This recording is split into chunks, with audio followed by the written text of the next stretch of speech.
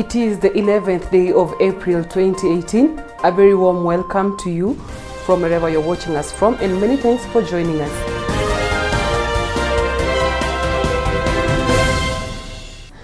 Peter Shege from Njoro in Nakuru County could be one of the geniuses that we have in our country. The self-proclaimed engineer, who can hardly write his name, left the residents of Nakuru town in awe on Tuesday evening when he drove in his self-made car to the governor's office.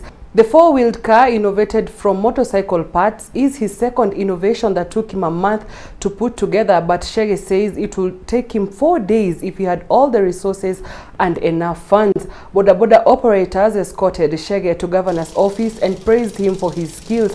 An innovation said would be a boost to the county's economy. Shege, whose car is not yet complete, given that it does not have a full chassis, has a vision of making a tractor if he gets enough funds. His car currently holds petrol in an improvised tank made from soda bottles, but has a complete improvised gearbox that operates just like a normal car.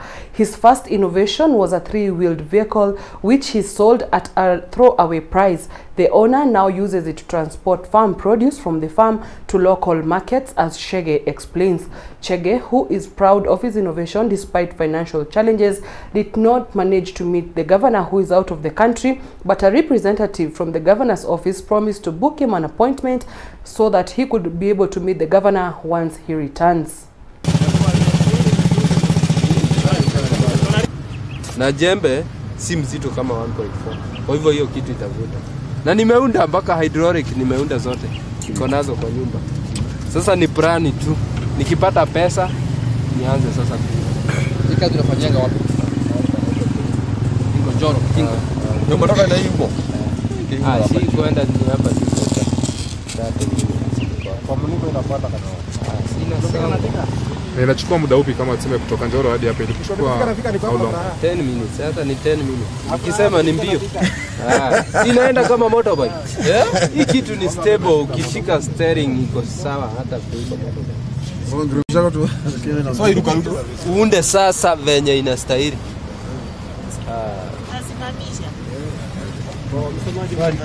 Transform kwanza. Najua pikipiki inakuaga 150cc. Sasa hii nataka transform iwe hapana. Sasa hii nataka ikue 250cc. Natoa hii natoa naweka sleeve ya 250. Sasa ukiweka piston ya 250 itabeba 700 kg.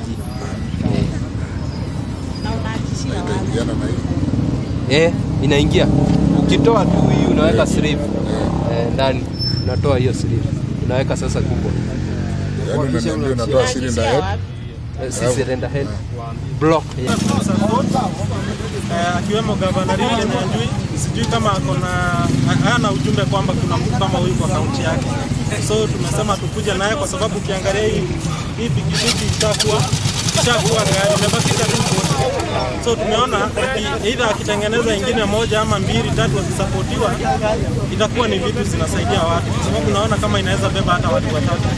So tumekuja tukuje hapa kwa hapa na wewe tunajua ni mzuri, lakini kwa sababu kuna watu kama hawa wamekuwa tu wamelalia.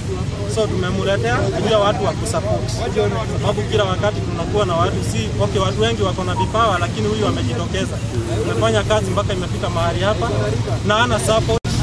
So sisi kama watu wa pikipiki tunaweza kuwa hatuna hiyo nguvu, lakini governor hawezi kupitia kwa ushuru yetu na mambo mengine mingi na counter integrated development, kwa mambo kama hiyo tunashukuru sana.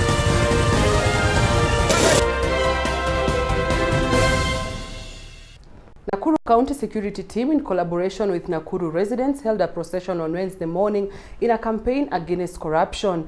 They were led by Joshua Kanada, Nakuru County Commissioner. The team traversed the streets of Nakuru to sensitize the public on fighting corruption through reporting corrupt activities and even individuals. The event was attended by South Rift Region EACC representative, who said that the commission is ready to act on any case reported. The work, which was one of its kind, was led by the police service, who are mostly blamed for corruption. The county police commander, Mr. Hassan Barua, blamed blamed corruption on the individuals who keep quiet about it, as well as those who are involved in bribery. Mulika Hongo initiative was pioneered by Grace Wanjohi, launched a platform that will hide the identity of individuals who report corruption cases to avoid discrimination. Mulika Hongo app was launched at the event, making Nakuru County the first to launch it. Fight crime in the county, and even he urged them to continue fighting corruption.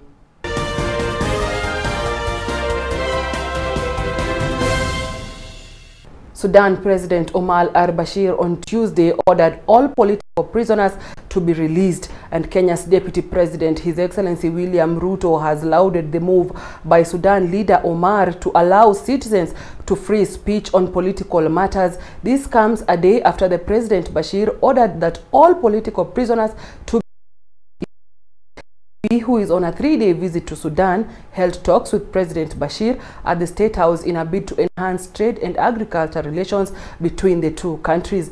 President Bashir says the move is meant to allow everyone a chance to participate in solving the country's problems and to strengthen the spirit of reconciliation and national harmony and peace which emerged from the country's national dialogue. It will be remembered that Sudan is facing a combination of economic meltdown and rebellion in different parts. The country's revenue from oil drastically depreciated following the succession of South Sudan in 2011. However, the country revenues from oil will be expected to rise.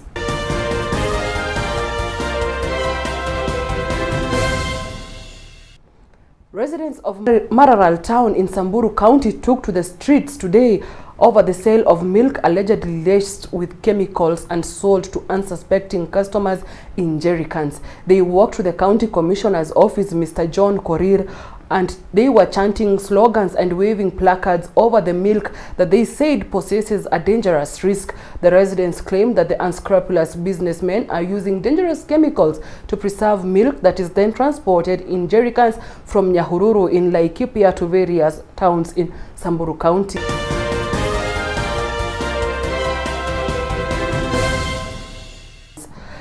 Teachers drawn from different parts of Nairobi and Kiambu counties today staged a protest outside NAT offices and demanded that Mr. Wilson Sosion to be replaced by Mr. Hesbon Otieno. They accused Mr. Sosion of mismanaging the NAT funds. In addition, they also accused him of being illegally in office as he was sacked as a primary school teacher by the Teacher Service Commission TSC last year. The CEO of TSC, Nancy Masharia, sacked Mr. Sosion after he was nominated to parliament by ODM party following the 2017 general elections. However, Mr. Sosion challenged the dismissal in court and the case is ongoing. During the demo, the teachers said they want a non-partisan leader who will be able to fight for their rights and even without any political affiliations. The teachers pointed out that the constitution does not allow teachers to engage in political matters, and Sosion should not be an exception. Embakasi NAT representative Mr. John Kebogo said Mr. Sosion has not been able to fight for the rights of teachers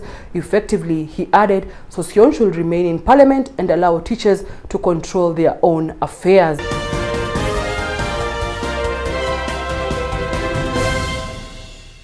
World record holder Dennis Kimeto will face some strong challenges in Austria during the 35th Vienna City Marathon scheduled for April 22nd. The Kenyan, who set the world record in 2014 with a blazing 2 hours, 2 minutes and 57 seconds run in Berlin, is hoping to make a successful comeback in Vienna after a series of injury setbacks. Among his rivals include Ethiopia's Dino Sefir and Ismael Bundetich of Kenya, who missed out on victory in last year's race by just 2 seconds.